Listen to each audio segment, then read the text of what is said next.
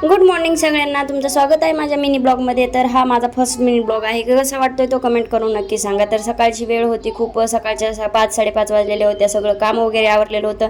बाहेर गॅलरीत आली होती, खूप अंधार होता आणि थेट आम्ही गाडी धरली.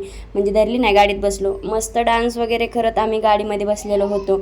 आणि कसं तरी जिथे आम्ही म्हणजे जायचं तिथे मी अर्ध्या वाटात पोहोचलो होतो. झोप झाली होती मस्त. आणि मग आता काय पोटपूजा तर करावंच लागेल, काहीतरी खायला हवंच.